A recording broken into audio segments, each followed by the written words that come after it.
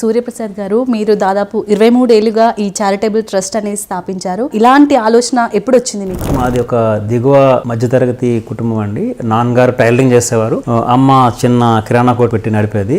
చదువు అంటే విపరీతమైన ఇష్టం. మా ఊళ్ళో గవర్నమెంట్ స్కూల్ తెలుగు మీడియం చదివేవాడిని. సో 7th క్లాస్ లో స్కూల్ టాపర్ వచ్చిన తర్వాత సార్ లాంటి వాళ్ళు పెద్దవాళ్ళు అందరూ కూడా చందాలు వేసుకొని కాకినాడ తీసుకెళ్లి ఒక గురుకుల ఎంట్రన్స్ రాయించారు. APR school Gurukula entrance. అది క్వాలిఫై అయ్యాను. 8th, 9th, 10th pre education. 10th క్లాస్ లో I was state second ranker. So దాంతో ఏపీఆర్ చేసి నాగార్జున సాగర్ లో ప్రీ అడ్మిషన్ దొరికేసింది. అక్కడ కూడా కంప్లీట్ గా గవర్నమెంట్ ఫండెడ్, ఒక పైసా ఖర్చు లేదు. అమ్మా నాన్న వెరీ హ్యాపీ. ఇంటర్మీడియట్ కూడా స్టేట్ ర్యాంక్ వచ్చింది. అప్పుడు నెల్లూరులో నారాయణ కోచింగ్ సెంటర్ వాళ్ళు, Nellore was the only centre ఆ టైంలో. ఈ gave free EAMCET coaching. So దాంతో ఎంసెట్ ర్యాంక్ 483 వచ్చింది, one of the good ranks. So ఇంటికి వెళ్ళి నాన్న దగ్గరికి వెళ్ళి, నాన్న చేసి మంచి మంచి మార్కులు వస్తున్నాయి, ర్యాంకులు వస్తున్నాయి, నా పేరు పేపర్లో పడింది, ఆమె స్టేట్ ర్యాంకర్. అంటే మనం హైదరాబాద్ వెళ్ళాలి, కౌన్సిలింగ్ కొంచెం ఫీజు కట్టాలి, డబ్బులు అవుతాయి. తర్వాత జేఎన్టీయూ కాలేజ్లో గవర్నమెంట్ సీట్ వస్తుంది, 4 ఏళ్ళు చదవాలి, పుస్తకాలు బట్టలు ఉంటాయి, హాస్టల్లో ఉండాలి. అసలు అర్థం కాలే ఏం చెప్తున్నాను. అప్పటిదాకా బండి సాఫీగా సాగిపోయింది, గవర్నమెంట్ ఎడ్యుకేషన్ కదా, అక్కడతో డబ్బులు కావాలి కదా. సో ఆయన ఏం చెప్పాడు, ఇదే నాకేం అర్థం కావట్లేదు, ఓ పని చేయి,